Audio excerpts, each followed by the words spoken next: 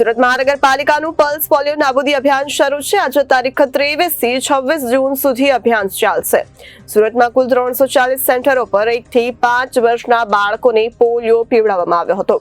લકવાગ્રસ્ત નાબૂદી અભિયાનને તેજ કરવામાં આવ્યું। મનપાના આરોગ્ય વિભાગ દ્વારા વાલીઓને અપીલ કરાઈ છે। સુરત મહાનગરપાલિકાનું પલ્સ પોલિયો નાબૂદી અભિયાન શરૂ છે। આજે તારીખ 23 થી 26 જૂન સુધી અભિયાન ચાલશે। સુરતના કુલ 340 સેન્ટર પર 1 થી 5 વર્ષના બાળકોને પોલિયો પીવડાવવામાં આવ્યો હતો। લકવાગ્રસ્ત નાબૂદી અભિયાનને તેજ કરવામાં આવ્યું હતું। મનપાના આરોગ્ય વિભાગ દ્વારા વાલીઓની અપીલ કરાઈ હતી। વધુમાં વધુ બાળકો અભિયાનમાં ભાગ લઈ બાળકોને રસી પીવડાવે, જેથી બાળકોના સ્વાસ્થ્યને કોઈ જાનહાનિ નહીં પહોંચે। Doctor Brijesh B doctor, west zone liaison officer, medical officer, Palanpur health centre. Pulse polio immunization programme હેઠળ ભારતના 3 રાજ્યોમાં અત્યારે નેશનલ ઇમ્યુનાઇઝેશન ડે પ્રમાણે પોલિયોનો પ્રોગ્રામ ચાલી રહ્યો છે। એ પ્રમાણે દરેક આપણે 0 થી 5 વર્ષના બાળકોને પોલિયોના ટીપા પીવડાવવાના છે।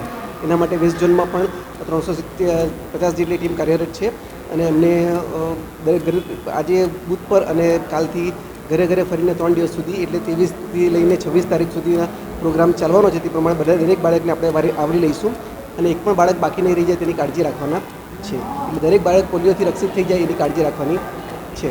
અને પલ્સ પોલિયો ઇમ્યુનાઇઝેશન પ્રમાણે આજે બૂથની એક્ટિવિટી છે અને કાલથી ઘરે ઘરે ફરીને પોલિયોની રસી પીવડાવવાની છે। અંદાજે વેસ્ટ ઝોનમાં લગભગ 50,000 બાળકોને આપણે રક્ષિત કરીશું પોલિયોથી અને એને માટેની કામગીરી આજથી ઘણી સરસ શરૂ થઈ ગઈ છે। અંદાજિત 50,000 બાળકો જેટલા વેસ્ટ ઝોનમાં પીવડાવવાના છે। Reporter Hitesh Prajapati, Janadesh news, Surat.